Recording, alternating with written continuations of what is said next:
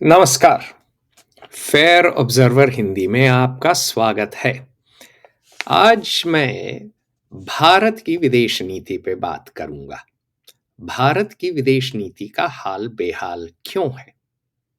भारतीय diplomacy, Indian diplomacy बुरे हाल क्यों है, फटे हाल क्यों है, कचड़े में कूड़ेदान में क्यों है?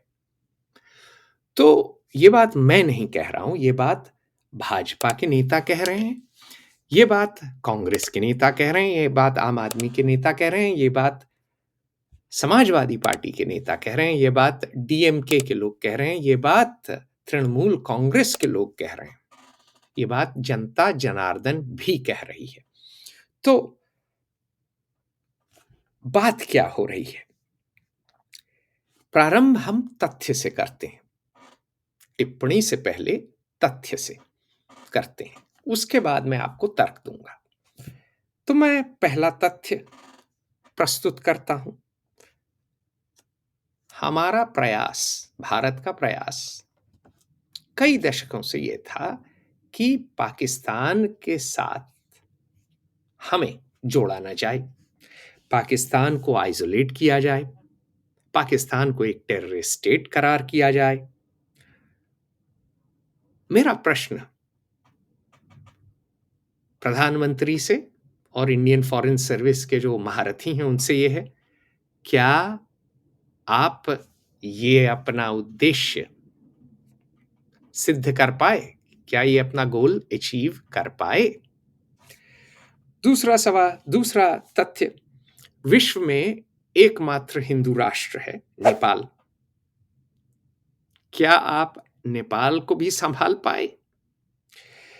तीसरा तथ्य, बांग्लादेश में आपकी मित्र, भारत की मित्र, आपकी दोस्त शेख हसीना राज करी, बड़े साल राज की, उनको बेदखल कर दिया भीड़ ने, आप कहें किसी फॉरेन गवर्नमेंट ने या किसी एजेंसी ने, जिसने भी किया, लेकिन बेदखली हो गई।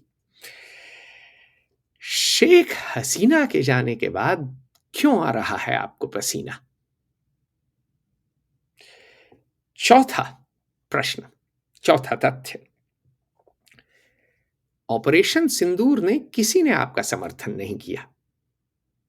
आपने अफ्रीकन यूनियन को G20 में लाया, अफ्रीकी दोस्त तक, अफ्रीकी देश तक आपका समर्थन नहीं किए, यूरोप तो दूर की बात है। तो ऑपरेशन सिंदूर में आप अपनी के बाद या के समय और उसके बाद आप अपनी बात क्यों नहीं कह पाए? और जो इतना तमाशा किया था ना G20 का, नाच रहे थे, बल्ब बदल रहे थे, उसका कुछ फायदा, उसका कुछ लाभ भारत को क्यों नहीं मिला? पांचवा, यूएस से इंडिया की प्रेम कहानी चली है, काफी दिन से चली है, कह सकते हैं 91 के बाद चली है। अमेरिकी कंपनियां भारत में आई हैं, बहुत लोगों को रोजगार मिला है, बहुत इन्वेस्टमेंट आया है, ब्लैकस्टोन जैसी कंपनियां हैं भारत में, वॉलमार्ट भी है, बेच रहा है। तो वही देश यूएस, जहां की नरेंद्र मोदी डोनाल्ड ट्रंप के साथ गले लग रहे थे, हाउडी मोदी कर रहे थे टेक्सास में और कह रहे थे अब की बार ट्रंप सरकार, उसी ट्रंप सरकार ने 50% टैरिफ लगा दी है। पाकिस्तान पे इतनी टैरिफ नहीं है साहब, चीन पे नहीं है। तो ये बताइए कि आपकी, नरेंद्र मोदी की डोनाल्ड ट्रंप से प्रेम कहानी का क्या हुआ? यूएस इंडिया लव फेस्ट का क्या हुआ साहब?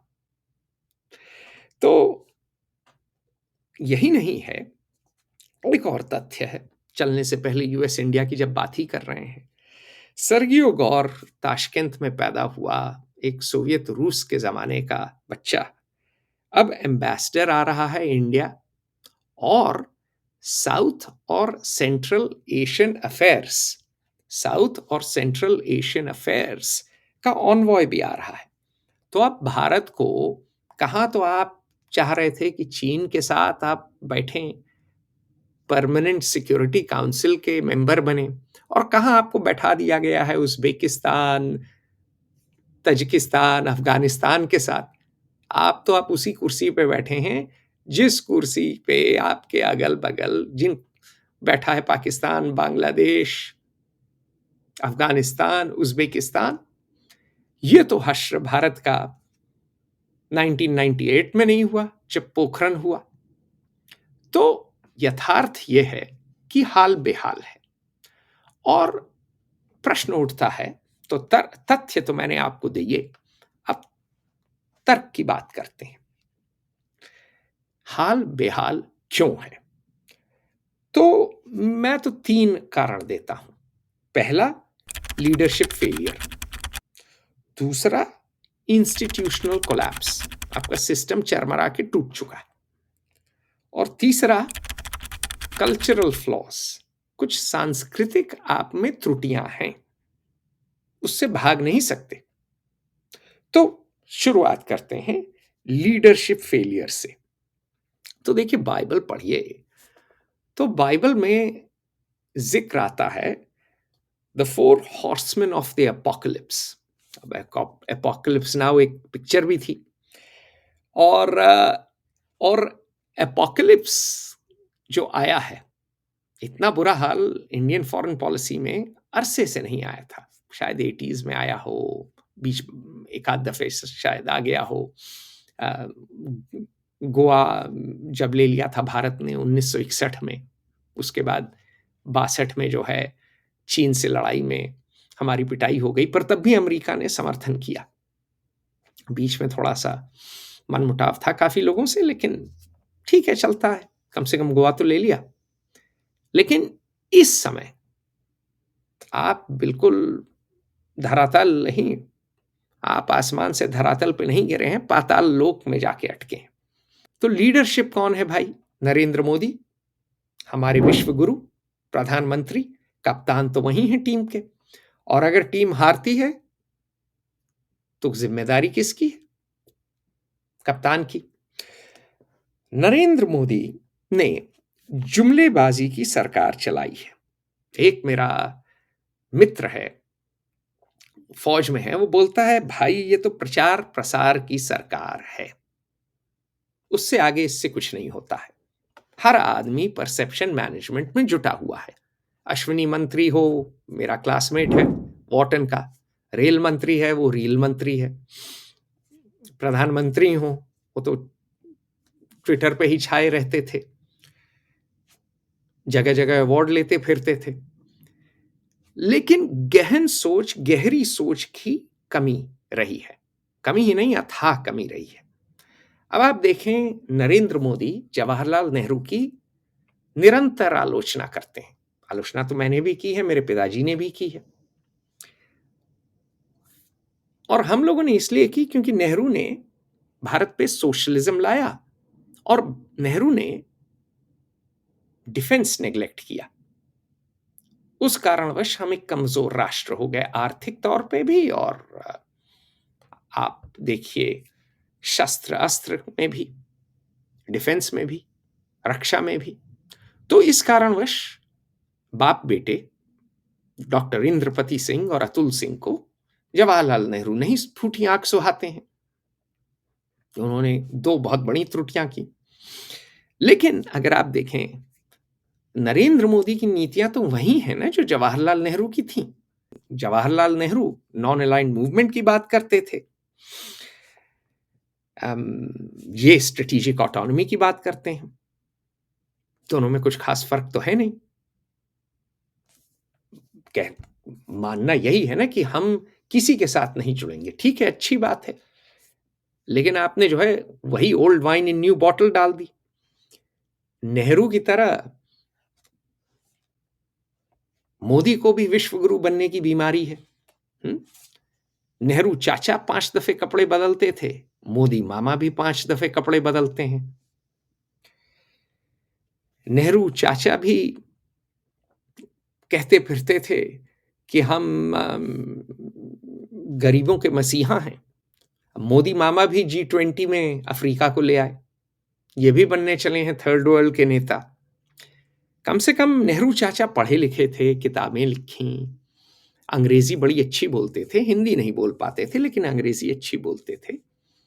और फॉरेन पॉलिसी में उनकी कुछ आइडियाज थी, पंचशील, भले ही कुछ महाबेवकूफी की हो लेकिन ओरिजिनल थे। ये तो फोटोकॉपी हैं, उसमें भी कालिख लगी हुई है। फॉरेन पॉलिसी में तो इनका दिमाग ही नहीं चलता है, एक नई आइडिया नहीं है। तो मैं कहानी बताता हूं। मैं अहमदाबाद पहुंचा था, कुछ साल पहले की बात है। G20 का आयोजन हो रहा था। मैं वहां पहुंचा तो वहां मैंने देखा क्या कि भाई एक रूस का मेयर काली टी शर्ट में, लंबा चौड़ा हट्टा कट्टा, किसी साइबेरियन शहर का शायद था, मुझे ठीक से याद नहीं है, वो अपनी बीवी के साथ पहुंचा फ्लाइट लेकर। पुलिस वाले थे तो मैं पुलिस वालों से हमेशा बात करता हूं, क्योंकि साहब लोगों को क्या पता होता है, साहब बहादुर लोग तो हवा में उड़ता जाए, मेरा लाल दुपट्टा मलमल का, उनको ज्यादा पता होता नहीं है। तो मैंने पूछा भाई पुलिस वाले से, हो क्या रहा है? तो उन्होंने बोला कि साहब कोई वीआईपी आ रहे हैं। अच्छा, वैसे इस संदर्भ में पुलिस वाले को भी नहीं पता था ज्यादा, वो ऐसे कोई वीआईपी नहीं थे, क्योंकि मैंने बात कर ली थी रूसी साहब से, कि आप हैं कौन, क्या करते हैं, हाथ वाथ मिला चुके थे हम ये प्लेन से उतरने के बाद। तो पता चला कि मैंने बोला कि यहां बाकी ये काले कोट में कौन लोग खड़े हैं। पता चला पूरी आईएएस की बारात थी। गुजरात का आईएएस काडर, सेक्रेटरी बाजा वाजा लेकर, बैंड बाजा लेकर, जैसे बारात लेकर आया हो, एक रूसी मेयर को रिसीव करने के लिए खड़ा था। तो G20 में आप चपरासी की तरह पेश आ रहे थे, जो मतलब कोई मेयर भी आ गया तो भगवान हो गया क्योंकि गोरा है। तो ये जो हीन भाव का प्रदर्शन किया, कहीं गमले लगा दिए, कहीं बैंड बाजा कर दिया। मुझे एक जूनियर आईएएस ने स्वयं बताया है कि सर हमने कहीं 5,000 रुपए दिए एक प्लेट खाने के लिए, कहीं 7,000 दिए, कहीं 10,000 भी दिए। अब मुझे नहीं पता कि कितना सच है, क्योंकि मैंने अकाउंटिंग नहीं की है और ऑडिटिंग नहीं की है, कितना पैसा कहाँ खर्च हुआ।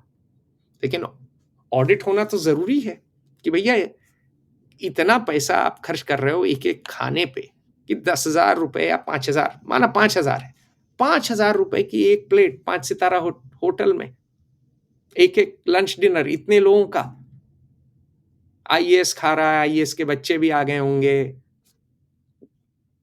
2-4 वीआईपी भी होंगे, उनको घुमाना, इतनी सिक्योरिटी, इतने लोग खड़े हैं, इतने पुलिस वाले।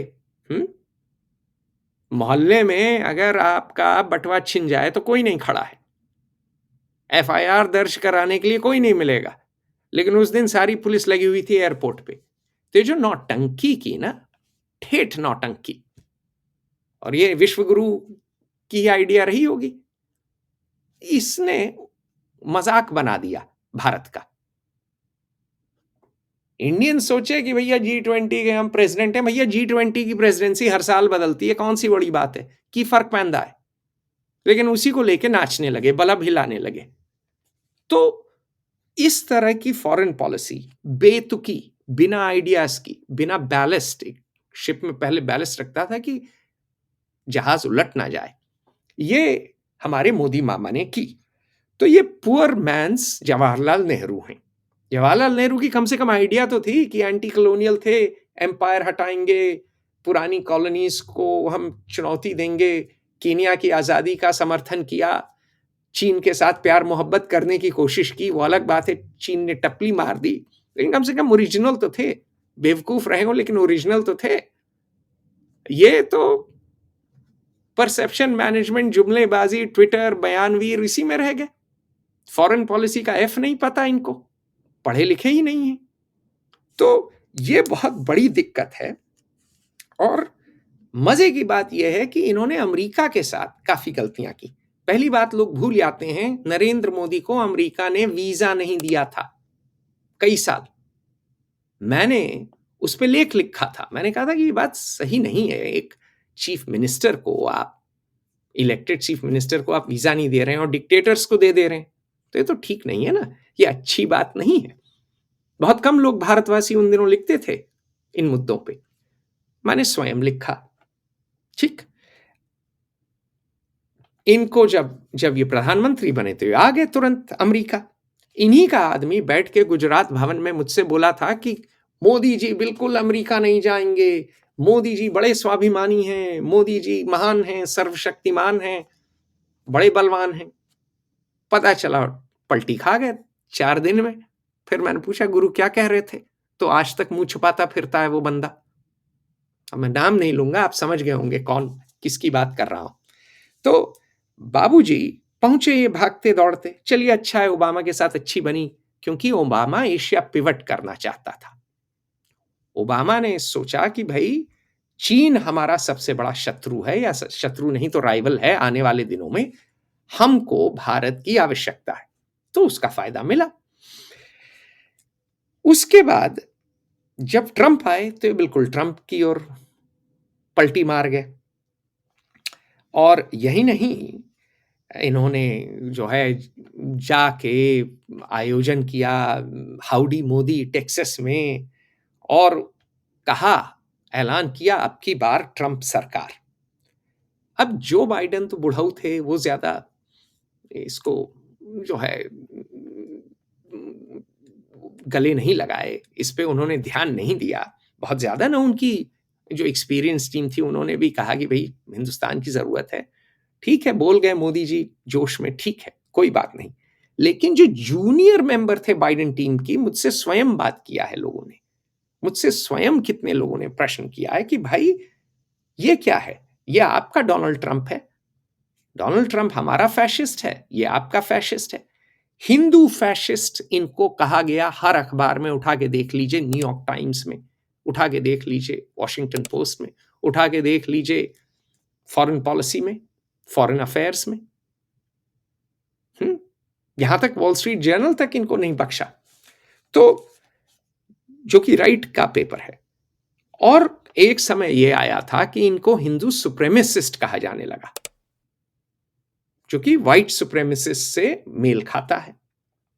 तो इनके डोनाल्ड ट्रंप के साथ चिपकने से जो यंग डेमोक्रेट्स थे वो तो बिल्कुल इनके खिलाफ हो गए।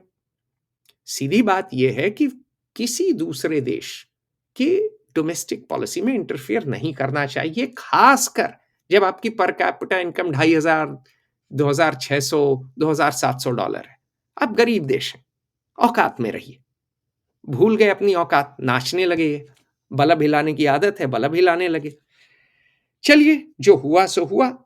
जब जो बाइडेन प्रेसिडेंट बने तो रिश्ते नहीं बदले, क्योंकि उन्होंने कहा कि भाई चलता है। हालांकि इनको पसंद कोई डेमोक्रेट नहीं करता था। आप देख लीजिए बयान लोगों के, रो खन्ना के ही बयान देख लीजिए, जो कांग्रेसमैन है, भारतवासी है, सिलिकॉन वैली से। तो हुआ ये कि जब जो बाइडेन बने तो पता नहीं किसने इनको सलाह दी, उस पर बाद में आते हैं। इन्होंने समझा कि अब तो डोनाल्ड ट्रंप के खिलाफ इतने केस हैं, हम भी इन्फोर्समेंट डायरेक्टरेट छोड़ देते हैं ऑपोजिशन पे, ऑपोजिशन चित हो जाती है। अब डोनाल्ड चित हो गए, तो इन्होंने अपने दोस्त डोनाल्ड को भुला दिया। ठीक, इन्होंने सोचा कि धूल धूसरित डोनाल्ड अब जेल की चक्की पीसेगा, शायद सोचा। राम जाने क्या सोचा है, तो मोदी जी जाने, मोदी मामा और उनका दिमाग। अब हुआ यह कि डोनाल्ड ट्रंप जीत गया।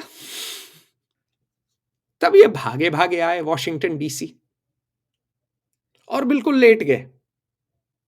ठीक है, जुमलेबाजी से तब भी बाज नहीं आए, बोले मागा प्लस मीगा इज मेगा। मागा क्या, मेक अमेरिका ग्रेट अगेन, मीगा क्या, मेक इंडिया ग्रेट अगेन। उससे क्या हुआ, मेगा बड़े हो गए, AI मतलब अमेरिका इंडिया।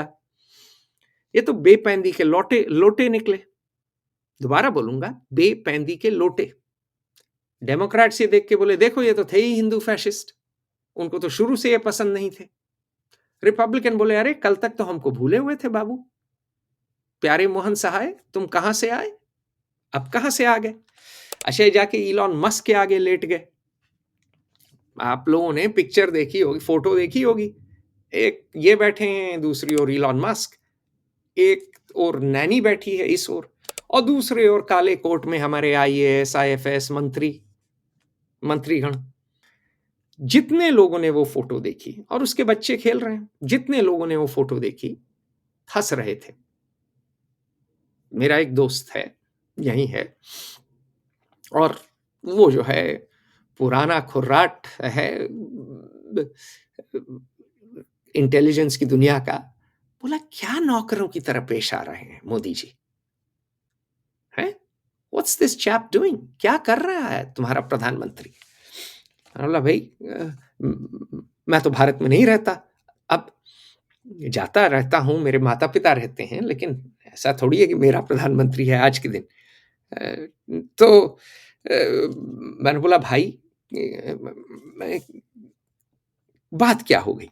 तो उसने एक बात बोली, और उसने कोट किया जेरेमी पैक्समैन को, if you behave like a ruler, people will treat you like a ruler. If you behave like a servant, people will treat you like a servant. तो बात यह है कि मोदी महाराज हमारे भागे दौड़े गए और लेट गए, सिर्फ डोनाल्ड ट्रंप के आगे नहीं, इलॉन मस्क के भी आगे। और जिस तरह ये पेश आए, कुर्सी के एकदम किनारे पे बैठे, यूं एकदम आगे अपना जो है शरीर किए हुए, उससे लग गया डोनाल्ड ट्रंप और बाकी लोगों की ये तो कमजोर है। अच्छा, एक बात गौर फरमाएं कि डोनाल्ड ट्रंप को कमजोर लोगों से कोई हमदर्दी नहीं है। ये अलग तरीके की सरकार है। ये समझिए, नाम ही डोनाल्ड है, नाम ही डॉन है, तो समझिए डॉन है। तो हफ्ता वसूली की सरकार है। जापानियों को नहीं छोड़ा, साउथ कोरिया को नहीं छोड़ा, और यूरोप को नहीं छोड़ा। ये तीनों तो एलाइज हैं, ठीक है। तो आप कैसे इनसे पेश आ सकते हैं? या तो फिर आप एकदम लेट जाइए, ठीक, और अगर लेट गए तो फिर जो कह रहे हैं वो करिए। या तो फिर आपके पास लीवरेज हो, कि आपके पास कोई दाव हो, कुछ आप दाव खेल सकें। तो आपके पास दोनों नहीं था। आप लेट तो गए, लेकिन जो कहा वो किया नहीं। डोनाल्ड मुंह पे कह रहा था कि आप तो सबसे बड़े टैरिफ चीट हैं, आप बहुत चालू हैं, आप अपनी इकोनॉमी को प्रोटेक्ट करते हैं, आप टैरिफ किंग हैं, आप हार्ली डेविडसन को नहीं बिकने देते हैं, ठीक। अगर आप एजेंडा 2025 पढ़िए, हेरिटेज फाउंडेशन का जो डॉक्यूमेंट है, जो हम लोगों ने पढ़ा, उसमें तो लिखा ही हुआ था। तो नरेंद्र मोदी बस जुमलेबाजी, बिना पढ़ाई, बिना प्रिपरेशन, बिना सोचे समझे आ गए, तुरंत आ गए, मिल भी लिए और लेट भी गए, और कुछ मिला भी नहीं। तो नरेंद्र मोदी दोषी तो हैं। जिस तरह इन्होंने अमेरिका को हैंडल किया, ये सारे ही देश जिस तरह हैंडल किए हैं, बांग्लादेश को किया है, नेपाल को किया है, मालदीव्स तक नहीं संभल पा रहा इनसे, एक टापू। तो कुछ तो दिमाग की कमी रही है, ठीक, इससे भाग नहीं सकते। चलिए, ये रही नरेंद्र मोदी की त्रुटियां, की कमियां। अब आते हैं नरेंद्र मोदी के फॉरेन पॉलिसी सलाहकार पे, दूसरे घुड़सवार पे, 4 हॉर्समैन ऑफ द एपोकलिप्स, सर्वनाश के 4 घुड़सवार। दोबारा बोलूंगा, सर्वनाश के 4 घुड़सवार। तो दूसरे घुड़सवार पे आते हैं, उनका नाम है एस जयशंकर, ठीक। मैं इनको बोलता हूं जय जय शिव शंकर, कांटा लगे ना कंकड़, कि प्याला तेरे नाम का पिया। राजेश खन्ना का गाना था ना, इन पे बिल्कुल सस्ता है। जय जय शिव शंकर, कांटा लगे ना कंकड़, कि प्याला तेरे नाम का पिया। पूरे देश ने इनका प्याला पी लिया है। देखो जी, अरे जयशंकर लेजर आइज क्या बोलते हैं गोरों को, क्या सुना के आते हैं गोरों को। रील बन रही हैं, इंस्टाग्राम की रील बन रही हैं, यूट्यूब के शॉर्ट्स बन रहे हैं, इनकी आंखें लाल लाल चमक रही हैं, ब्रह्मास्त्र छोड़ रहे हैं हमारे तमिल ब्राह्मण। इन पे टिप्पणी के करने के पहले जरा इनका अतीत देख लेते हैं, इनकी पृष्ठभूमि देख लेते हैं। तो ये हैं कौन साहब?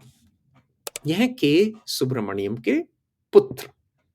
के सुब्रमण्यम कौन थे? के सुब्रमण्यम थे एक आईएएस अफसर। स्ट्रेटेजिस्ट माने आते हैं, बहुत लेख लिखते थे, लेकिन जबान कतरनी की तरह चलती थी। और बोले, शुरू में ही बोलने लगे थे कतर में हमको मिलिट्री एक्शन लेना चाहिए। अच्छा, मिलिट्री एक्शन लिया किसने? फौज ने। प्लानिंग किसने की? सैम मैनेक्शॉ ने। सैम मैनेक्शॉ ने क्या कहा? सैम मैनेक्शॉ ने कहा कि भाई इस बंदे को डिसिप्लिन करो, ये फायदा कराने के बजाय नुकसान करा जाएगा। के सुब्रमण्यम, जिसको लोग भगवान मानते हैं, इंडिया की स्ट्रेटेजिक कम्युनिटी, इतने कोई स्ट्रेटेजिक नहीं थे, बड़बोले थे। ठीक, तो जैसा बाप वैसा बेटा। The Apple hasn't fallen far from the tree. Jaishankar को भी बड़ी आदत है जबान चलाने की, कतरनी की तरह जबान चलती है इनकी। और मतलब आप देखिए टेडी रूजवेल्ट ने क्या बोला था, talk softly but carry a big stick, कि भैया बातें आप विनम्र भाव से करिए अगर आप विदेश नीति चला रहे हैं, पर डंडा बड़ा रखिए, डंडा बिल्कुल जम के चलाइए। ये तो बिल्कुल विपरीत करते हैं, shout loudly with a weak fist. तो अब सीधी बात यह है कि ध्रुव जयशंकर की अब बात करते हैं, इनके पुत्र की। एस जयशंकर वेस्ट को बहुत गाली देते हैं, ठीक। तो कई लोगों ने बोला कि भाई, और ये विदेशियों ने बोला, स्वदेशियों ने नहीं, विदेशियों ने बोला कि भाई, और ये रिपब्लिकन्स और डेमोक्रेट्स दोनों ने बोला है, क्या बोला कि भाई अगर वेस्ट इतना बुरा है ना, तो ध्रुव जयशंकर वॉशिंगटन डीसी में क्यों है भाई? भेज दो ना उसको मॉस्को, भेज दो ना उसको बीजिंग। और अगर चीनी नहीं बोल पाता है, रूसी नहीं बोल पाता है, दिमाग की थोड़ी कमी है, तो अपने घर में ही टिका लो। बड़ा घर है, कॉलोनियल बंगला है लटियंस दिल्ली में, बहुत नौकर हैं, बहुत चाकर हैं। कोई खाना बनाएगा, कोई कपड़े प्रेस करेगा, कोई लॉन काटेगा, कौन सी कमी है? आप राजसी ठाट बाट में रह रहे हैं साहब बहादुर, मुगलिया ठाट बाट में रह रहे हैं, तो भाई लड़के को क्यों रखे हो वॉशिंगटन? ध्रुव जयशंकर, जिसके ऊपर अब बड़े यूट्यूब वीडियो बन रहे हैं, ध्रुव जयशंकर कोई छोटे मोटे कॉलेज से पढ़े हैं, अंडर ग्रेड, याद नहीं, हो सकता है अच्छा कॉलेज हो, मैंने नाम नहीं सुना था। उसके बाद ये जॉर्जटाउन में किए हैं सिक्योरिटी स्टडीज। जॉर्जटाउन में मेरा खुद दोस्त सीआईए का जॉन किरियाकू बोल चुका है, यूट्यूब पे बोल चुका है, मुझे बोल चुका है, यार हम तो बड़े लड़कों के बच्चों को करा देते हैं, हम तो फीस तक दे देते हैं, क्यों? क्योंकि वो कभी काम आएंगे। अब मैं ये नहीं कह रहा कि इनके लड़के का सीआईए ने कराया है, ये बात मैं नहीं कह रहा, ठीक, पर मैं ये कह रहा हूं कि जॉर्जटाउन में, हार्वर्ड कैनेडी स्कूल में एक लकी स्पर्म कैटेगरी है, एक बड़े बाप के लड़के लड़कियों का कोटा है। ये अमेरिका का सॉफ्ट पावर बढ़ाने के लिए है कि भाई अगर ये लोग यहां से पढ़ के जाएंगे, तो मान लो एजेंट नहीं बने, एसेट नहीं बने, एसेट एजेंट नहीं, एसेट नहीं बने, तो भी कम से कम हमारा ही गाना गाएंगे, हम इनका जो है दिमाग बदल देंगे, है ना, इनको इंडोक्ट्रिनेट कर देंगे। इस कारणवश एलिट्स का एडमिशन करते हैं ये अपने एलिट इंस्टीट्यूशन में, जो सबको पता है। जॉन किरियाकू ये बोल चुका है, ये बात बहुत से एकेडमिक्स बोल चुके हैं, जोसेफ नाई जिनको मैं जानता हूं, जो कि मेरे डोनर भी रह चुके हैं फेयर ऑब्जर्वर के लिए, जोसेफ नाई जिन्होंने सॉफ्ट पावर का कॉन्सेप्ट ही इजाद किया, वो भी यही बात करते हैं कि भाई हार्वर्ड और हॉलीवुड ही तो अमेरिका को उठाता है इमेज। तो ये गए हार्वर्ड नहीं गए, इनको जॉर्जटाउन मिल गया, सेकंड कजिन जो है हार्वर्ड का, वहां इनको मिल गया। और जॉर्जटाउन तो खैर इन्फेमस है, जॉर्जटाउन में आप आईएफएस हैं, आपके बच्चे का हो ही जाएगा। पुराने एम्बेसडर जो सरदार जी थे, या मैं उनका नाम भूल रहा हूँ, जो चुनाव भी लड़े, उनकी भी बिटिया जॉर्ज टाउन गई। जॉर्ज टाउन का तो ओपन सीक्रेट है। तो और जॉर्ज टाउन मैं अच्छी तरह जानता हूँ, क्योंकि मैं आज वीडियो रिकॉर्ड ही कर रहा हूँ जॉर्ज टाउन से। तो सीधी बात यह है कि साहब, कि ये लकी स्पर्म क्लब के मेंबर हैं और ये ओआरएफ में हैं, ऑब्जर्वर रिसर्च फाउंडेशन पे में, जिसकी फंडिंग आती है रिलायंस से। तो ये सारी सेटिंग तो भाई बाप ने ही कराई ना। तो अगर आप वेस्ट को इतनी गाली देते हो और आपका लड़का वेस्ट में रहता है, तो लोग कहते हैं यार जबान चुप रखो, जबान बंद करके रखो, जबान पे लगाम दो, क्या बरगला रहे हो। और एक और बहुत अहम बात है, ये खानदानी ब्यूरोक्रेट हैं जयशंकर।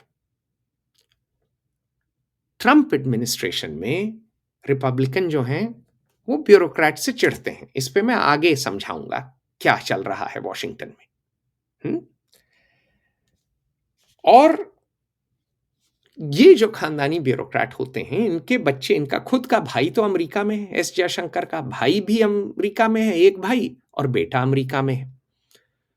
तो ये बात जो क्रिटिसिज्म है वेस्ट की, ये वेस्ट को अब जो है खर रही है कि यार ये नहीं चलेगा, इस तरह आप जो हैं बरगला नहीं सकते। तो इन्होंने रिश्ते काफी बिगाड़े, और रिश्ते बिगड़े खासकर ट्रंप एडमिनिस्ट्रेशन के समय, क्योंकि ट्रंप एडमिनिस्ट्रेशन में क्रिस्टोफर रूपर शेल का आप पढ़ लीजिए आर्टिकल, उस पे अब बाद में मैं टिप्पणी करूंगा, वो टेक्सन है, कैपिटल हिल पे है। उसने बार बार कहा है कि यार ऐसा है कि आपके ब्यूरोक्रेट्स ने अपना मुल्क तबाह किया, अब आके हमारा मुल्क तबाह कर रहे हैं। सारे इनके नालायक लड़के यहां आ जाते हैं, जोहरान ममदानी का भी नाना आईएएस था, और ये हमको तबाह कर देंगे। तो अब जो रिपब्लिकन पार्टी है वो अपने ब्यूरोक्रेट्स को फायर कर रही है, अपने डिप्लोमेट्स को फायर कर रही है। वो एंटी ब्यूरोक्रेट है, एंटी सरकारी नौकर है, और आप सरकारी नौकर भेज रहे हो इनसे, बिजनेसमैन और इन्वेस्टर्स और ट्रेडर्स से डील करने के लिए। वो तो यही हो गया कि मान लो यूरोप में रिलीजियस वॉर चल रही है, ठीक, प्रोटेस्टेंट्स और कैथलिक्स एक दूसरे को मार रहे हैं। ये हुआ था 1618 से 1648, 30 साल ये लड़ाई चली थी। वेस्ट में चलती है बीच बीच में घमासान, यहां भी सिविल वॉर हुई थी 1861 से 1865, नॉर्दर्नर्स और सदर्नर्स के बीच। और जो है आप उस सिविल वॉर में, ठीक है, अरे प्रोटेस्टेंट से नेगोशिएट करने के लिए कैथलिक भेज रहे हो, आप एक ब्यूरोक्रेट भेज रहे हो नेगोशिएट करने के लिए एक बिजनेसमैन वाली पार्टी से, एक राइट की पार्टी से, जो कि ब्यूरोक्रेट्स को हिकारत की नजर से देखती है, और वो ब्यूरोक्रेट प्रवचन दिए जा रहा है, पंडिताई झाड़ रहा है। तो एस जयशंकर सेल्फ अवेयर तो है नहीं, इन्होंने, इनका काल चला, अच्छा चला, इनकी बनती थी डेमोक्रेट से, क्योंकि वो भी ब्यूरोक्रेट्स थे। लेकिन अब जो हैं, जो बिजनेस वाले हैं, जो ट्रेडर हैं, जो क्रिस्टोफर रोपरशेल है, जो सर्जियो गौर है, जो डोनाल्ड ट्रंप जूनियर हैं, ये सब तो बिजनेस वाले लोग हैं, धंधे वाले लोग हैं। इनको ब्यूरोक्रेट बिल्कुल नहीं पसंद है। उनको लगता है ब्यूरोक्रेट तो वो है जिसमें दम नहीं है, नहीं तो धंधा करता अपना। आप धंधे वाले आदमी को भेज रहे हो सरकारी नौकर, तो चौक और चीज। तो एक तो जयशंकर खुद अहंकारी, और सारे डिप्लोमेटिक सर्कल में ये लोग बोलते हैं। कितने एम्बेसडर मुझे मिले हैं कितने देशों के, जिन्होंने कहा है कि इतना अहंकार तो रावण का नहीं था यार, हवा में उड़ता है। एक एम्बेसडर ने मुझे कहा कि Jaishankar is up here and we are lesser mortals. You always get the feeling that he's looking down upon you from great heights. भाई सेंट स्टीवेंस के हैं, तमिल ब्राह्मण हैं, के सुब्रमण्यम के लड़के हैं, हालांकि केमिस्ट्री पढ़े थे सेंट स्टीवेंस से असली स्टीफेनियन नहीं है ये, तो मतलब है नहीं है। तो जयशंकर जो है ने काफ़ी कबाड़ा। एक तो पर्सनैलिटी जो है सो है, दूसरा कालचक्र बदल गया और कालचक्र के चपेटे में आ गए। ठीक? तो जयशंकर भी एक घुड़सवार हैं। तीसरे घुड़सवार आपको आश्चर्य होगा, उनकी बड़ी वाहवाही होती है, वो असली स्टीफेनियन हैं। क्यों असली स्टीफेनियन हैं? क्योंकि स्टीवेंस के लोग अंग्रेज़ी धाएँ-धाएँ बोलते हैं। अंग्रेज़ी ऐसे बोलते हैं जैसे कि पूछिए मत। पैदा ही हुए होते हैं वो जो है सूट-बूट, हुँ? क्योंकि हिंदी तो नौकरों की ज़बान है, तमिल नौकरों की ज़बान है, हैं? बंगाली नौकरों की ज़बान है। सेंट स्टीवेंस के तो भई एलीट इंस्टीट्यूशन है ना, द कॉलेज। तो आप समझ गए होंगे इशारा मेरा। तीसरा घुड़सवार, सर्वनाश का तीसरा घुड़सवार है शशि थरूर। जीतेगा ज़रूर शशि थरूर। और शशि थरूर टैलेंटेड आदमी हैं, बड़े टैलेंटेड आदमी हैं, पार्लियामेंटेरियन हैं, एमपी हैं। यूएन में पहले पीआर-शीआर करते थे, यूएन में कोई बड़ी चीज़ नहीं थे, तफरी मारते थे। अम, हार्ट थ्रॉब थरूर थे। अप्सराओं के बीच रहते थे। सुनने में तो यही आया है। और अब जो हैं सेक्स सिंबल हैं इंडियन पार्लियामेंट के, इंडियन पॉलिटिक्स के। और शशि थरूर बोलते तो अच्छा हैं, इसमें तो कोई शक नहीं, आवाज़ बैरिटोन है, बिल्कुल फ्लुएंट हैं। ये आए पार्लियामेंट्री डेलीगेशन लेकर, और आए कहाँ ये? America, Washington DC. और नरेंद्र मोदी को, जैसे कि जवाहरलाल नेहरू को पसंद थे ऑक्सफोर्ड कैम्ब्रिज के लोग, लंदन स्कूल ऑफ इकोनॉमिक्स के लोग, हैं? जैसे मैं हमेशा कहता हूँ कि जयशंकर पे फिर 2 सेकंड बात करूँगा कि जैसे नरेंद्र मोदी ने चुना जयशंकर को, जवाहरलाल नेहरू ने चुना वीके कृष्णा मेनन को। वीके कृष्णा मेनन को पढ़ाया हैरोल्ड लास्की ने, बोलते अच्छा थे, वर्ल्ड रिकॉर्ड है, घंटों तक स्पीच दिया था यूएन में उन्होंने कश्मीर पे, और पेलिकन बुक्स के फाउंडर थे, अंग्रेजी बड़ी अच्छी लिखते थे। एस जयशंकर सेंट स्टीवेंस में बेचारे सिर्फ केमिस्ट्री पढ़े हैं, तो he is a poor man's VK Krishna Menon. जैसे Narendra Modi is a poor man's Jawaharlal Nehru, ये S Jaishankar is a poor man's VK Krishna Menon. भींच भींच के अंग्रेजी बोलते हैं। If the worst problem with Indian Oil, they simply cannot, they simply do not buy it, they simply should not buy it. अरे भैया, मुंह भूंज भूंज के अंग्रेजी काहे बोलते हो? जरा वीके कृष्णा मेनन के 2-4 वीडियो ही देख लो ना। तो एस जयशंकर जैसे पुअर मैन्स है ना, ये वीके कृष्णा मेनन। शशि थरूर तो कांग्रेसी हैं, असली अंग्रेजों की पार्टी, नारियल की पार्टी रही है, बाहर से भूरे अंदर से सफेद। तो ये धुआंधार अंग्रेजी बोलते हैं। और जैसे हमारे नेहरू जी को, नेहरू चाचा को पसंद थे Oxford, Cambridge, London school of economics के लोग, लंदन रहे हुए, बैरिस्टर हुए हुए, वीके कृष्णा मेनन बैरिस्टर थे, प्रो बोनो केस लड़े थे वैसे वो, उधम सिंह या किसी का, तो कुछ मामले में ठीक थे। हालांकि मैंने कभी सपने में भी नहीं सोचा था कि मैं वीके कृष्णा मेनन के लिए अच्छी बातें बोलूंगा, क्योंकि उन्होंने भारत का काफी सर्वनाश किया, भारतीय डिफेंस का तो सर्वनाश करके गए वो। लेकिन वो भी कम से कम फॉरेन पॉलिसी में एस जयशंकर से आगे थे। तो जैसे ये उस समय मंडली थी London school of economics, Oxford, Cambridge की, अब मंडली है सेंट स्टीवेंस की, नरेंद्र मोदी के चारों ओर। कौन है? अब देखिए, S Jaishankar Saint Stephen's, Amitabh Kant Saint Stephen's. Amitabh Kant भी हर चीज पे बयान देते हैं, G20 के शेरपा थे, हाँ, पॉकेट स्क्वायर लगाए फिरते हैं सूट में, जैसे कि बिल्कुल ही हम अंग्रेजों के जमाने के अफसर हैं। फिर शक्तिकांत दास, जिन्होंने आरबीआई में रुपए को डिफेंड करने के लिए 70 बिलियन या 100 बिलियन डॉलर गंवा दिए, और उसके बाद इनाम मिला इनको, पीएमओ में पहुंच गए। ये भी सेंट स्टीवेंस के हैं। तो अब ये हैं, ये पुअर मैन्स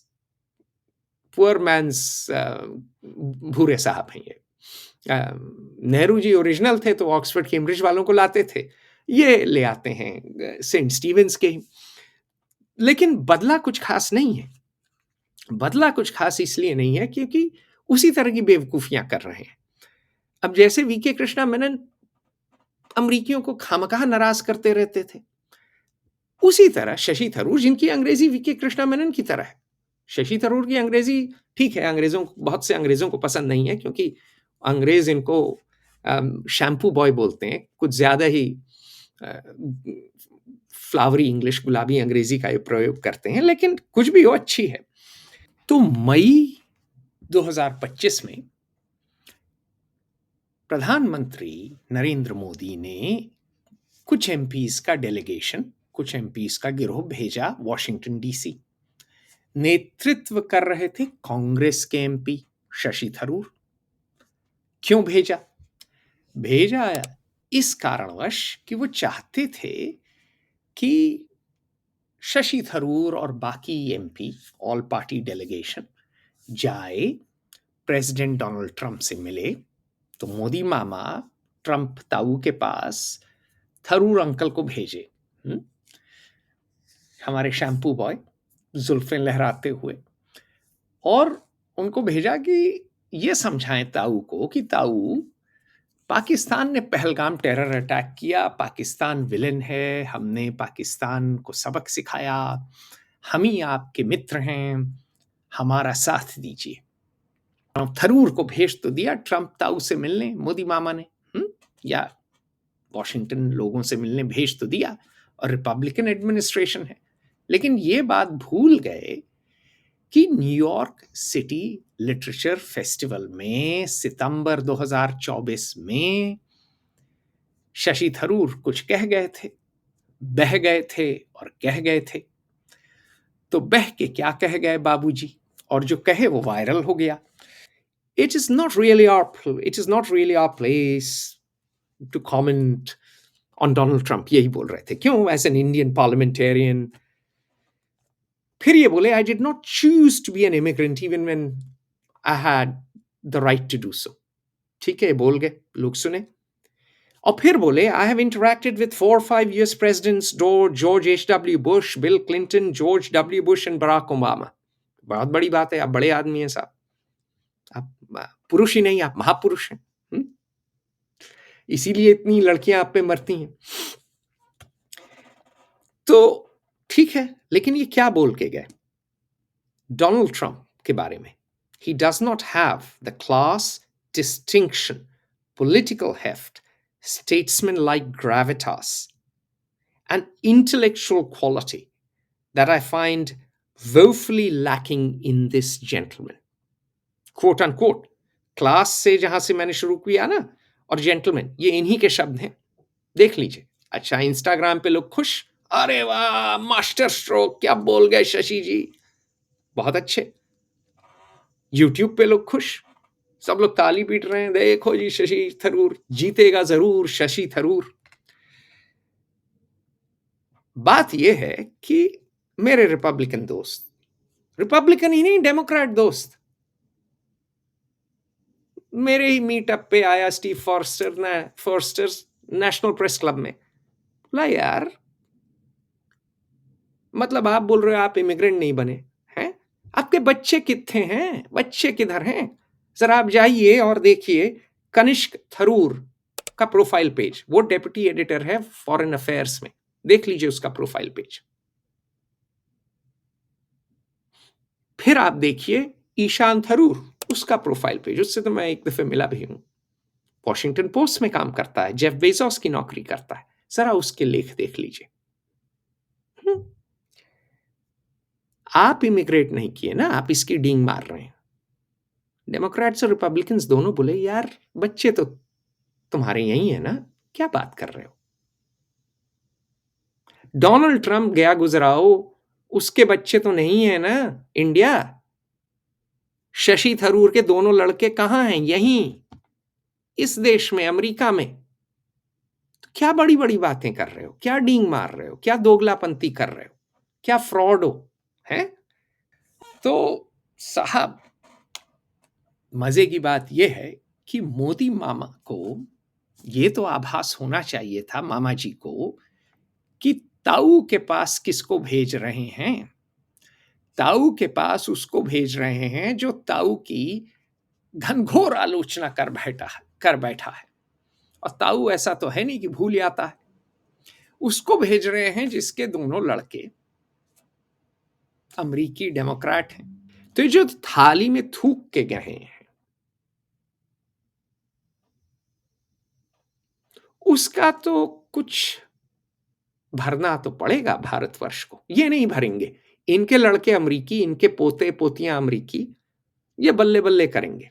और एक और चीज नरेंद्र मोदी भूल गए। नरेंद्र मोदी भूल गए कि ईशान थरूर क्या है? डेमोक्रेट। कनिष्क थरूर क्या है? डेमोक्रेट। आज के दिन अमेरिका में 1861 के बाद सबसे ज्यादा विभाजन है। ये ग्लेन कार्ल, मेरे सीआईए के सहलेखक, बार बार कह रहे हैं। ये बात बहुत से लोग कह रहे हैं। आज के दिन ये हाल है कि डेमोक्रेट और रिपब्लिकन एक दूसरे के साथ डेट पे नहीं जा रहे हैं।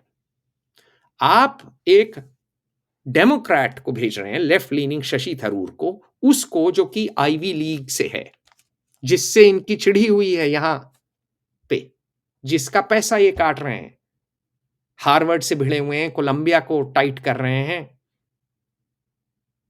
हर आईवी लीग यूनिवर्सिटी पे चढ़े बैठे हैं। आप आईवी लीग के एलिटिस्ट डेमोक्रेट को भेज रहे हैं, एक मेट्रोसेक्सुअल आदमी को एक माचो ग्रुप के साथ मिलने।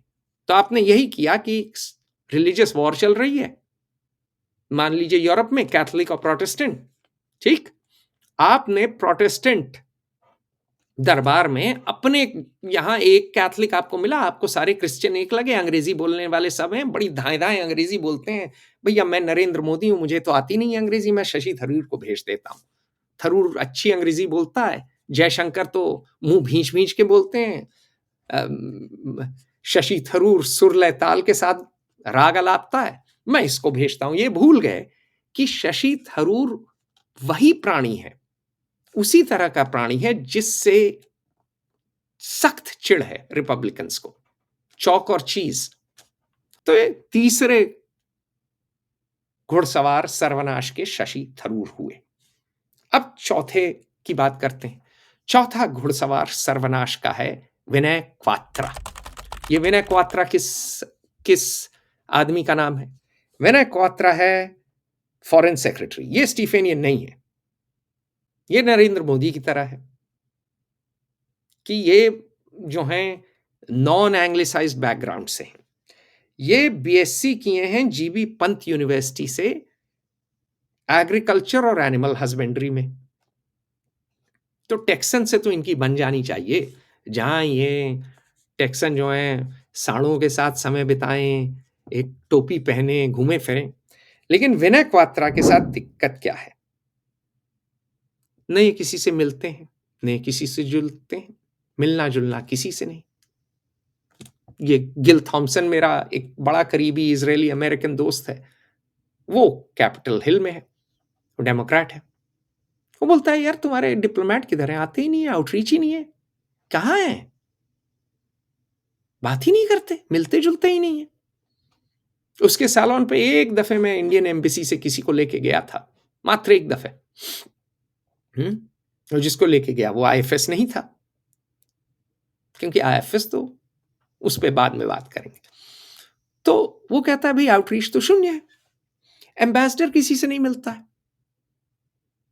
बात नहीं करता है। अच्छा कभी कभार जब आता है बात करने, एक जगह एक दफे मैंने इनकी स्पीच सुनी, मैं टेबल पे बैठा था, तो इन्हें बोल सकते हैं, इन्हें लिख सकते हैं। जितने लोग टेबल पे बैठे थे बोले क्या बरगलाए जा रहे हैं यार, इनको बेसिक पब्लिक स्पीकिंग क्लास नहीं करवाई किसी ने। हालांकि यही बात जयशंकर के लिए बोली गई थी। जयशंकर जब आए थे लंदन, इनके बॉस, वापस जयशंकर पे बात चली गई, तो क्या हुआ था, क्योंकि मैं बात भूल गया। जयशंकर आए थे तो शाम को स्पीच दे रहे थे, तो दुराईस्वामी, विक्रम दुराईस्वामी, जो कि मेरे मित्र रहे हैं, मित्र नहीं कह सकता, जान पहचान अच्छी रही और अच्छे डिप्लोमेट हैं, कम से कम डायनामिक हैं, बोलते अच्छा हैं, रिस्पॉन्सिव हैं, लिख ठीक ठाक लेते हैं। वो भी स्टीफेनियन है वैसे, तो स्टीवन से सब लोग बुरे नहीं हैं। मेरे कई मित्र स्टीवन से हैं, मेरा खुद भाई सेंट स्टीवेंस का पढ़ा है, तो ऐसी बात नहीं है कि सारे स्टीवेंस दुष्ट दुराचारी व्यभिचारी हैं, सब शशि थरूर नहीं है। तो तो सही बात ये है कि ये जो हैं बोलने लगे स्पीच। अब इवनिंग स्पीच है, इवनिंग स्पीच में क्या है, 3 पार्ट का स्ट्रक्चर है। आप 13, 14, 15, खैर 13, 14, 15 नहीं, 16, 17 साल पे ब्रिटिश स्कूल सिखा देता है। जो पब्लिक स्कूल, जो पुराने उनके प्राइवेट स्कूल को पब्लिक स्कूल बोलते हैं, क्या सिखाता है? आप इवनिंग, आपकी अगर इवेंट है तो क्या बोलेंगे?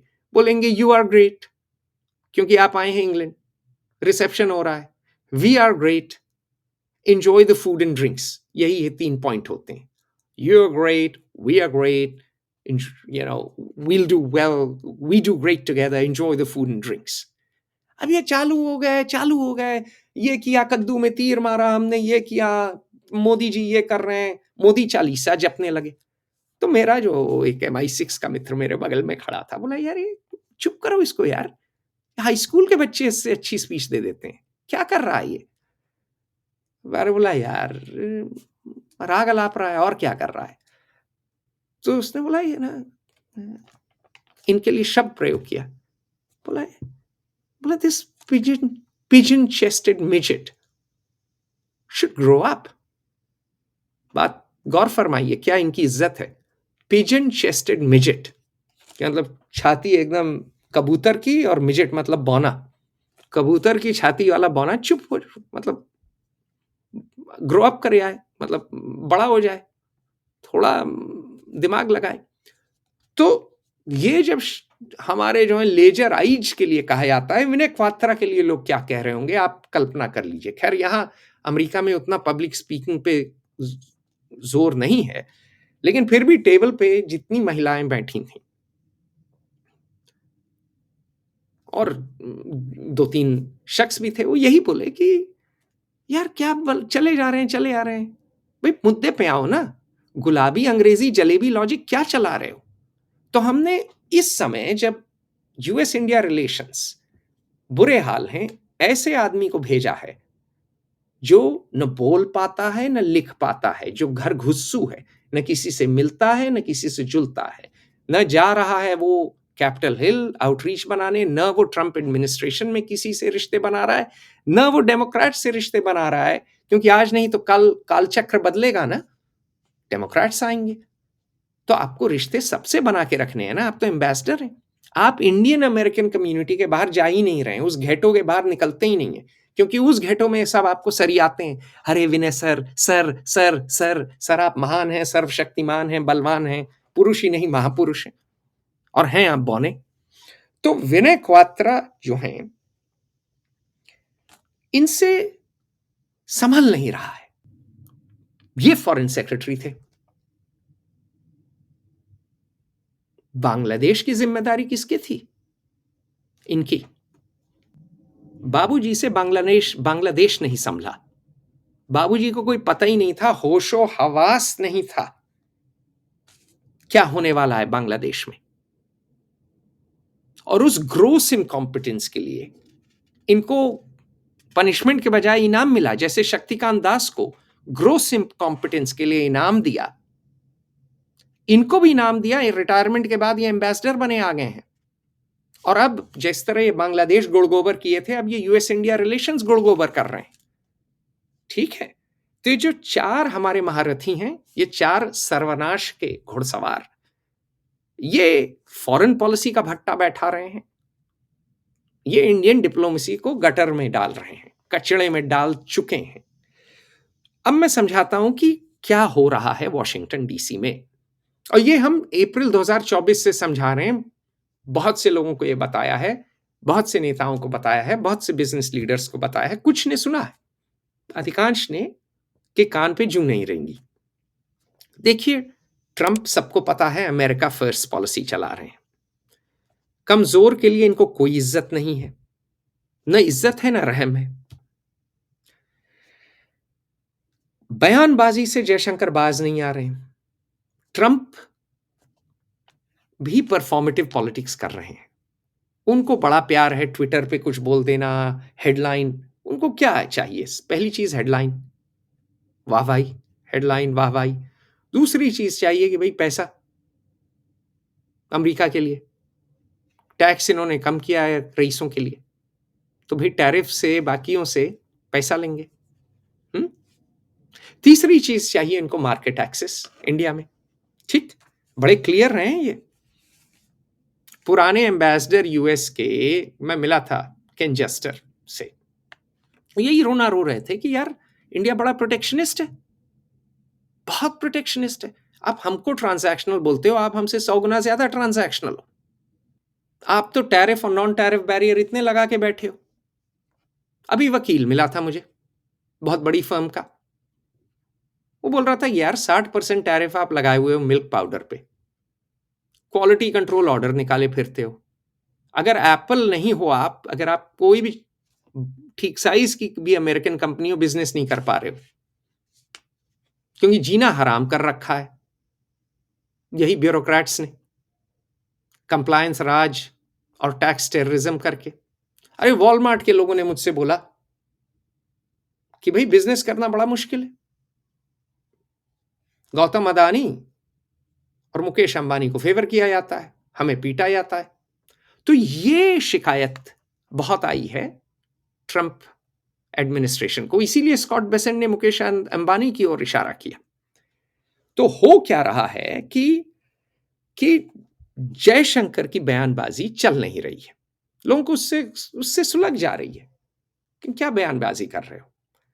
अच्छा, एक और दूसरा बात यह है कि बयानबाजी एक और कर रहे हो, लेकिन अगर बयानबाजी कर रहे हो तो कथनी और करनी में फर्क नहीं होना चाहिए ना। कि आप कह रहे हो कि भैया मैं लड़ूंगा आपसे, तो भाई ठीक है, ताल ठोक के लड़ लेते हैं। लेकिन एक और आप बयानबाजी कर रहे हो, दूसरे और आपने कॉटन पे क्या किया? आपने कॉटन इंपोर्ट पे ड्यूटी सस्पेंड कर दी, साहब बहादुर ने, आपके नरेंद्र मोदी ने की, या जो है उनके साहब बहादुर लोगों ने की, लेकिन कर तो दी। ठीक, दूसरा आपने क्या काम किया है? गोल्डमैन सैक्स सोल बैंकर है स्टेक डाइल्यूशन के लिए 4 पब्लिक सेक्टर बैंक्स के लिए, उसमें से एक यूको बैंक है जिससे रूपी रूबल ट्रेड होता है, जिससे ईरान के साथ ट्रेड होता था यूएस सैंक्शन से बचने के लिए। उसका प्राइवेटाइजेशन, उसका स्टेक डाइल्यूशन करेगा गोल्डमैन सैक्स, जो कि अमरीकी बैंक है। तो लखनऊ यूनिवर्सिटी में लोग कहते थे कि भाई दिन में भैया, रात में सैया, बहुत दिन नहीं चल पाता है, कभी ना कभी तो भेद खुल जाता है। मैं लखनऊ विश्वविद्यालय का हूं, मुझे वही जो है लग रहा है कि जो आप आम हो या इमली, आप चतुर हो या घोड़ा, आप हो कौन? आपकी फॉरेन पॉलिसी क्या होगी, आपको तो यही नहीं पता है कि आप जा कहां रहे हो, एम क्या है ना। आपने सीज फायर कबूल कर लिया। एयरफोर्स नहीं चाहती थी, इंडियन एयरफोर्स के 20-20 अफसरों से मैंने बात किया है, सब कहते थे कि सर हमको थोड़ा समय और चाहिए था, 72 घंटे और दे देते कम से कम। आपने एयरफोर्स, इंडियन एयरफोर्स को बोला तुम तो भाई अग्निपथ वाले हो, अग्निवीर, तुम तो भाड़े के टट्टू हो, परमानेंट नौकरी रहेगी आईएएस की, वो रहेगा कॉलोनियल बंगलों में, जिस बंगले में गोरा साहब रहता था उसी में हर डीएम रहता है। पैसे कहां बचाएंगे हम, सिपाही जिसको गोली खानी है। तो डिफेंस के लिए तो नेहरू जी को कोई इज्जत नहीं थी। नेहरू और कृष्णा मेनन की पॉलिसी, वही पॉलिसी मोदी और जयशंकर ने किया। नेहरू और कृष्णा मेनन भाग के कश्मीर का मुद्दा यूएन लेके गए, मोदी और जयशंकर सीज फायर कबूल लिए, और उसके बाद झगड़ा चला, कौन अनाउंस करेगा, हम करेंगे, ये करेगा, फलान ढिकान आपस में। तब तक ट्रंप ने ट्वीट मार दिया। ठीक, क्योंकि ट्रंप को चाहिए हेडलाइन और क्रेडिट और नोबेल प्राइज। रशिया यूक्रेन से तो मिल नहीं रहा है, तो चलो इंडिया पाकिस्तान में सुलह करके ले लें। अब उसमें क्या हुआ कि इज्जत मिट्टी में मिल गई, इज्जत लुट गई नरेंद्र मोदी की। राहुल गांधी चढ़ गए हैं, डोले वोले बना के, टाइट सफेद टी शर्ट पहन के, हैं हमारे युवा नेता बुढ़ाऊ पे चढ़े हुए हैं, भीष्म पितामह नरेंद्र मोदी, हमारे मोदी मामा। तो अब क्या हुआ है कि आपने अगर टैरिफ्स न कबूला होता, ये मुझे एक यंग आईएफएस ऑफिसर ने बताया, प्राइवेट में बताया, बोला सर मेरा नाम कभी मत लीजिएगा, मेरी नौकरी चली जाएगी। बोला सर अगर हम लोग सीज़फायर न कबूले होते, तो फिर भी कुछ लीवरेज होता। सर इसको कबूलने के बाद, और ये बहुत कम आईएफएस काबिल है, ये लड़का काबिल है। उसने बोला कि सर अब तो कोई लीवरेज नहीं है, अब तो हमारी बत्ती लगने वाली है। बात सही है, मैंने कहा मैं बोला हाँ तुम बत्ती तो लगेगी। तो अब हो क्या गया है कि अब आप देखिए कि सीज़फायर तो इन्होंने कबूल कर लिया। फायदा क्या मिला? यूएस टैरिफ्स लगा रहा है, आप हटा रहे हैं। यूएस टैरिफ्स लगा रहा है, इंडिया हटा रहा है। इंडिया गोल्डमैन सैक्स को बिजनेस दे रहा है। 25 से 29 अगस्त यूएस नेगोशिएटर्स इंडिया आने वाले थे, अब नहीं आ रहे हैं। कौन आ रहा है? वांग यी। वांग यी हाथ मिला रहा है भाई जयशंकर से। जय जय शिव शंकर, कांटा लगे ना कंकड़। गोलान को भूल गए अब हम लोग। गोलान की यादें भुलाकर अब फिर प्यार मोहब्बत की बातें हो रही हैं। अब शायद फिर नरेंद्र मोदी और शी जिनपिंग साथ साथ झूला झूलेंगे। याद है वो दृश्य? एक जमाने में साथ साथ झूला झूलते थे ये। खैर, सारे डिप्लोमेट कह रहे हैं, एक यूएस की एम्बेसडर मेरी मित्र हैं, वो बोली कि यार ये क्या रिबाउंड चल रहा है। मैं हंस के बोला, अच्छा जिन लोगों को रिबाउंड नहीं पता है, क्योंकि कुछ लोग यहाँ सती सावित्री होंगे, सीधे साधे होंगे, गऊ होंगे, उनको ये बताना है कि जब प्रेमी आपको त्याग दे और आप दूसरों की बाहों में कूद पड़े, तो उसे अंग्रेजी में रिबाउंड कहते हैं। तो इन्होंने बोला, ये जो मेरी मित्र है काफी मस्त है, तो बोली एम्बेसडर है, बोली कि यार चलो भैया ट्रंप से प्रेम कहानी का अंत हुआ, तो इसका मतलब ये थोड़ी कि आप शी जिनपिंग के बाहों में कूद पड़े, झूला दोबारा झूलने लगे। तो उपहास तो हो रहा है। मेरी पुरानी चीनी गर्लफ्रेंड रही है ऑक्सफोर्ड की, मतलब मेरी एक ज़माने में चीनी गर्लफ्रेंड थी, मैं गलत बोल गया, शानडोंग से थी। तो उसके कारण मैं काफ़ी चीन घूमा और काफ़ी चीनियों को भी जानता हूँ। वो भी हंस रहे हैं कि भाई अब हम याद आए, अब हिंदी चीनी भाई भाई। जब डोनाल्ड ट्रंप ने लात लगाई, तो वो भी हंस रहे हैं, वो भी स्वाद ले रहे हैं। Ajit Doval national security adviser भागते दौड़ते मॉस्को पहुंचे, व्लादिमीर पुतिन के दरबार में। जार व्लादिमीर पुतिन, जिसकी काफी लंबी एनालिसिस की है ग्लेन काल और मैंने। हमारा 2021 का आर्टिकल है, क्रिसमस के समय का, व्लादिमीर पुतिन लॉन्ग गेम। और वो काफी लोगों से इनपुट आया, रूसियों से भी आया। 15 लोगों ने इनपुट दिया था उस आर्टिकल पे। लंबा है, 3,500 शब्द का है, काफी लोग पढ़ते हैं। वो कई यूनिवर्सिटीज में प्रोफेसर पढ़वाते हैं, सीआईए के लोगों को पढ़वाया जाता है, स्टेट के लोगों को पढ़वाया जाता है, लेकिन अपने आईएफएस नहीं पढ़ते, क्योंकि बड़े लोग हैं भाई, बड़े लोग, बड़ी बातें। तो व्लादिमीर पुतिन के दर्शन करने गए हैं और रूस से प्यार जाग गया है दोबारा। लेकिन रूसी ये नहीं भूले हैं। मेरा एक दोस्त है सर्गी,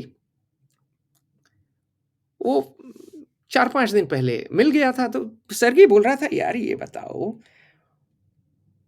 तुम लोग अब दौड़े भागे आ रहे हो मॉस्को, हैं? तुमने 5th जनरेशन फाइटर एयरक्राफ्ट 2018 में, जो हम लोग साथ साथ बना रहे थे, सुखोई, उसको तुमने तिलांजलि दे दी। उसने कहा मुझसे कि यार तुम्हारा एस जयशंकर तो बड़ा प्रो अमेरिकन है, लड़का तो उसका वॉशिंगटन में रहता है।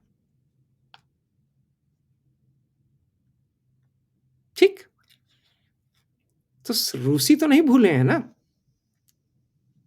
रूसी तो वैसे भी याद रखते हैं। तो रूसियों को कोई भरोसा नहीं है। तो यथार्थ ये है कि भारत का रिश्ता किसी ग्रेट पावर से अच्छा नहीं है, नियर नेबरहुड से तो है अच्छा नहीं। नियर नेबरहुड से में आपका बांग्लादेश नहीं संभला, आपका नेपाल नहीं संभला, आपका मालदीव्स नहीं संभला। ग्रेट पावर में भी किसी को आप पे भरोसा नहीं है। चीन हँस रहा है, चीनी हँस रहे हैं, रूसी कह रहे हैं भैया आप भरोसे के नहीं हो, आप जो है दोगले हो। अमरीकी कह रहे हैं कि अच्छा आप जो है चतुर बनना या घोड़ा बनना, हो कौन? ये बताओ। पहले मार्केट खोलो, हफ्ता निकालो। जो बहुत जीएसटी कलेक्ट किए हो, बड़ा सारे कॉन्ट्रैक्ट दे रहे हो तुम अपनी कंपनियों को, टाटा को, अंबानी को, अदानी को, जरा हमको भी दो। हमको भी मांगता है, क्योंकि आज के रॉबर्ट क्लाइव हैं डोनाल्ड ट्रंप, हफ्ता वसूली करना चाहते हैं। तो ये चल रहा है वॉशिंगटन में। अच्छा, भारत में क्या चल रहा है? Civil war. दो खंबे थे, दो पिलर्स थे, economic pillars, funding pillars Bhajpa सरकार के, मुकेश अंबानी, गौतम अदानी। अब वो दोनों खंबे आपस में ही जूझ रहे हैं। अफवाह तो यही है ना कि दोनों जो हैं एक दूसरे से भिड़ बैठे हैं, सिविल वॉर चल रही है। सुनने में आ रहा है अजीत डोभाल और एस जयशंकर एक दूसरे से भिड़ रहे हैं। अजीत जो डोभाल को लगता है कि हमारे लड़कों पे एस जयशंकर ने हाथ उठाया, आंख उठाई, तो अब हम इनके लड़के पे आंख उठाते हैं, हाथ उठाते हैं। तो सरकार के अंदर चल रही है सिविल वॉर। ये सारे ब्यूरोक्रेटिक खेल खेल रहे हैं। ठीक, परसेप्शन मैनेजमेंट फेल कर रहा है। हर आदमी बनाया जा रहा है इंस्टाग्राम वीडियो, उपहास उड़ा रहा है प्रधानमंत्री का। डोनाल्ड और मोदी मोटरसाइकिल पे हैं, डोनाल्ड पेंच खींच दे रहा है, ये जो है खाई की ओर जा रहे हैं, और शी जिनपिंग बचा रहा है केप पहना हुआ सुपरमैन की तरह। जो 56 इंच की छाती वाली कहानी है वो अब बिक नहीं रही है। उस पर राहुल गांधी निरंतर प्रहार कर रहा है। छाती तो उसकी कैसे वैसे चौड़ी है। और लोगों को ये बात बार बार अखर रही है कि यार आप तो कह रहे हो कि आप भिड़ जाओगे और टैरिफ कम कर रहे हो, गोल्डमैन सैक्स को ला रहे हो, और आज के दिन तो हम समृद्ध हैं कहने को। 1971 में इंदिरा गांधी ने रिचर्ड निक्सन और हेनरी किसिंजर को चुनौती दी थी। 1998 में अटल बिहारी वाजपेयी और जसवंत सिंह ने बिल क्लिंटन से टक्कर ली थी। जसवंत सिंह को तो मैं बड़ी अच्छी तरह जानता था, उनका बड़ा प्रेम रहा मुझसे और उन्होंने बहुत मेरे लिए एहसान किए। उन्होंने मेरा ग्रीन कार्ड रिकमेंडेशन तक लिखा, तो मैं तो बड़ा आभारी हूं। और मैं उनको देखता हूं और मैं जयशंकर को देखता हूं, तो मुझे लगता है कहां राजा भोज, कहां गंगू तेली। तो हो क्या गया है कि सरकार के जो जो चार घुड़सवार हैं, सर्वनाश के चार घुड़सवार, वो बयानबाजी के सिवा कुछ नहीं कर रहे हैं। और किसी ने मुझसे पूछा, और ये मैं बात कई दिनों से कह रहा हूं कि हो क्या रहा है। मैंने बोला विश्व गुरु को मिल गया है महागुरु, और वो लुंगी चड्डी सब निकालने के मूड में आ गया है कि भाई रॉबर्ट क्लाइव हूं मैं, माल रख टेबल पे, फिर बात करेंगे। बात तक नहीं करेंगे।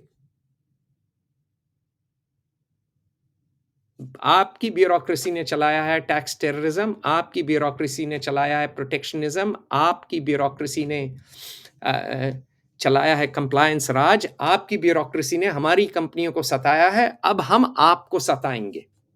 और आप क्या बात कर रहे हो 50% टैरिफ की? ये तो मुझे ट्रेड लॉयर ने बोला। आप 60% ड्यूटी लगाते हो मिल्क पाउडर पे, अमरीकी मिल्क पाउडर पे।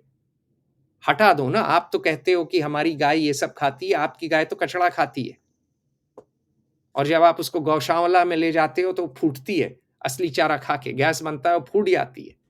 तो आपकी अगर मिडिल क्लास नहीं चाहती है खरीदना, तो उसको चॉइस दो ना। आपका आईएएस खुद अपने बच्चे को भेज रहा है यहां, उस पर बाद में आऊंगा, और बात कर रहा है कि हम अपने मार्केट को बचाएंगे।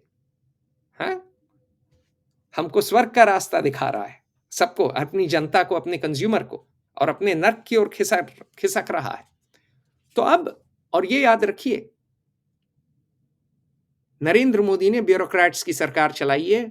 मैंने कहा था कि ये सनातन सोशलिज्म चला रहे हैं। डोनाल्ड ट्रंप की सरकार धंधे की सरकार है, और इनको सोशलिज्म से सख्त चिढ़ है।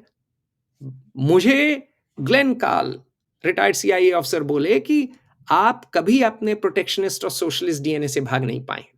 उस पर अगली टिप्पणी करूंगा। लेकिन बात यह है कि आगे चल के टिप्पणी करूंगा। बात यह है कि आपका जो सोशलिस्ट ब्यूरोक्रेटिक लीडरशिप है वो अब टकरा रहा है कैपिटलिस्ट रूथलेस लीडरशिप से। Scott Bessent, Howard Lutnick, Peter Navarro इत्यादि। अब देखते हैं किसमें कितना है दम। तो लीडरशिप फेलियर तो अथाह हुआ है। वो पहला कारण है फॉरेन पॉलिसी बेहाल होने का।